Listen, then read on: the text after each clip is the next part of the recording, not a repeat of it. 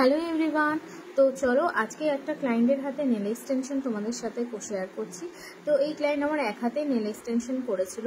তো আমি প্রিপারেশন সব করে নিয়ে নেল টিপসগুলো বসিয়ে নিলাম এবং বসিয়ে নেওয়ার পরে তারপরে দেখো এখানে আমার আগের করা একটা কাজ তোমাদের সাথে সেটা শেয়ার করেছিলাম। সেই কাজের সেম করতে চেয়েছিল, শুধু ফ্লাওয়ার বসাতে চাইনি। তো আমি যেরকমভাবে তোমাদের দেখাই প্রত্যেকদিন টিপসটা অ্যাপ্লিকেশন করে ভালো করে ফাইলিং করে শেপ দিয়ে নিচ্ছি এবং দেখো তারপরে প্রত্যেকটা ভালো করে শেপ দিয়ে নেওয়ার পরে এখানে আমি তোমার ডিহাইড্রেটার এবং প্রাইমার ইউজ করে নিচ্ছি এবং ভালো করে যাতে নেলটা একদম ডিহাইড্রেট হয়ে থাকে এবং অনেক দিন যেন নেলটা লং লাস্টিং হয় সেইটা কিন্তু করতে হবে অবশ্যই। তারপরে দেখো এখানে আমি ইউজ করে নিচ্ছি জেল, যেহেতু জেল এক্সটেনশন হয়েছিল।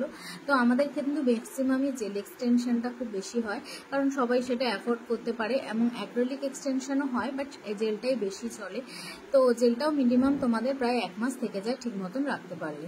অনেকেই জিজ্ঞাসা করো জেল ভালো না অ্যাক্রিলিক ভালো, দুটোই ভালো, তবে জেলটা যদি তোমাদের 1 মাস থেকে তো ইয়েটা অ্যাক্রিলিকটা তোমাদের কিন্তু মোটামুটি 1.5 মাস থেকে যায়। তো এরপরে দেখো এখানে নেল পলিশ করে ফ্রেঞ্চ করে নিচ্ছি এবং ফ্রেঞ্চ করার পরে দেখো রেজাল্টটা কতটা সুন্দর এসছে, একদম রিয়েল নেলের মতন লাগছে। তো কেমন হয়েছে অবশ্যই তোমরা জানিও কিন্তু।